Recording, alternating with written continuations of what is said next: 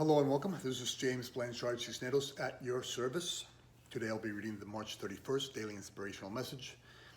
It's a condensed version, 2 paragraphs long. Then I'll center myself, say a little prayer, and then make a couple comments on the message. And I trust that it will assist both of us on our journeys. Here we go. The title, Allowing the Eternal in You to Lead You. Paragraph 1. You are not the voice of dread that you think you hear in the dark shadows of the night. You are not the thoughts of judgment, anger, resentment, and revenge that keeps you from unwinding into peaceful dreams. You are not a candle that burns out with the slightest breeze or a rose that withers away far before its time.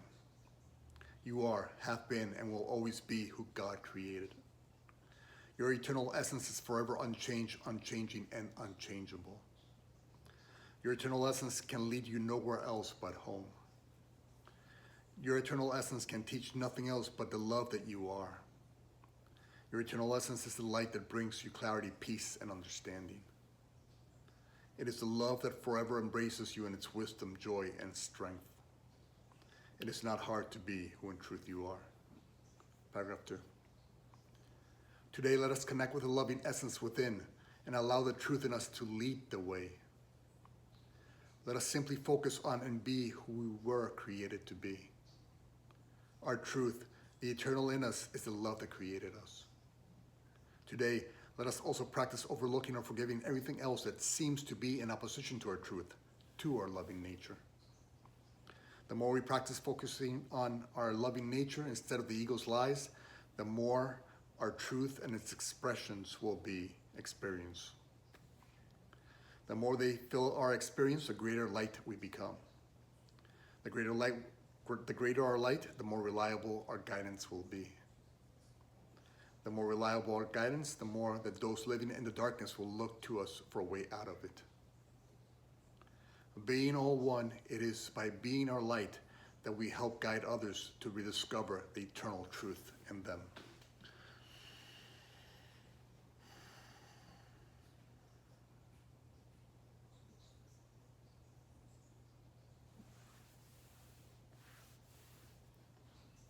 All right. Allowing the eternal truth in you to lead you. Okay, as I almost always say, this is a simple daily inspiration, but it can be so important to help remind you that you're connected with God, that you always walk hand in hand with God. It's only that sometimes we forget that, and that's where pain and confusion and chaos is experienced, when we forget that we're walking hand in hand with God. And so today is beautiful because all we do is decide not to make any decisions by ourselves. Today, we simply invite God, love, God, love, Jesus, Buddha, whoever you love, whatever self-actualized being you love and trust, to make the decisions for us. And so today we decide nothing. We decide nothing today. We just go back to who we're taking advice from now. And say, in my case, it might be God or Christ. I'll say, okay, what would you do now? What would you think now? What would you say now? And so you see, God is making the decision. You're just allowing the decision to be made for you. And so when you do that, when you practice doing that over and over, what's going to happen? When you practice allowing love with a capital L to decide for you, how will your day begin to shift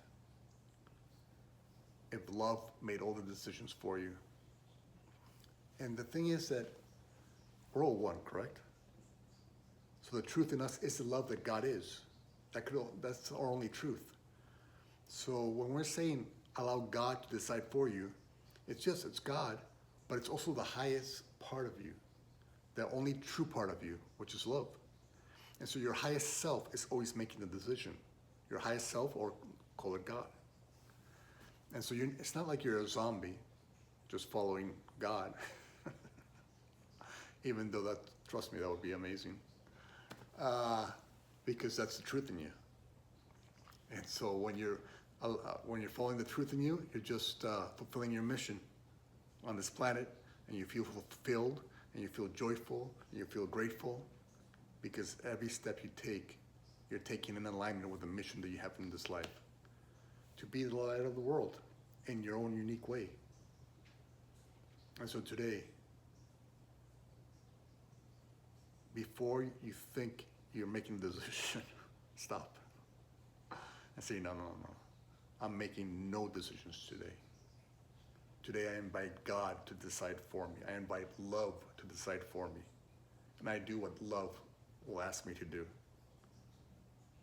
And so when you do that in every interaction, in every situation, when you allow love to lead the way, what kind of day do you think you'll have? And one of love's many expressions is forgiveness and compassion. And so when others seem to be acting in a way that's not loving in nature, you forgive them. Why? Because that's what love would have you do. You would have greater compassion for them. Why? Because that's what love would do.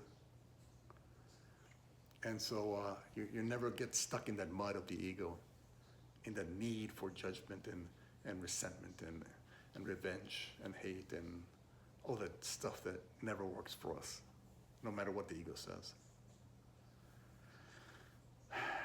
And so today is an easy, well, it's easy, yes. It's not going to be easy for the ego. But just practice. Asking God to lead you whenever you make any decision. Okay, there's a decision to be made now. God, what would you do right now? What would you think right now? What would you say? Just practice over and over and over again whenever the decision comes. And I know we made 1,000 decisions during the day, but if you can just make 10 or 20 or 30 or 40 decisions, allowing God to lead the way, how would that shift your day? You know, you'll be walking with forgiveness and compassion and kindness and peace and joy as your companions. And this is what you'll be offering to the world. How much a brighter light would you become that day? And people will look at your example and say, man, they might not say that, but they'll say, wow, there's something about this person that makes me want to follow in his or her footsteps. I want to be that light. I want to have that peace and joy. How is he or she achieving that? Simple. I'm just allowing the truth in me to lead the way, the light in me to lead the way. And so it's difficult to the ego, but it's not difficult in reality. To step back, humble yourself. Humility is so difficult for the ego, but practice humility. It's one of the greatest, most beautiful and powerful tools in the world, humility. Step back. Stop making decisions. Invite God in and allow God to flow through you and lead the way. Allow the light to lead the way. What can the darkness do to you when the light is leading the way? Nothing. Nothing the darkness does will affect you when you consciously make the decision to allow God to lead the way.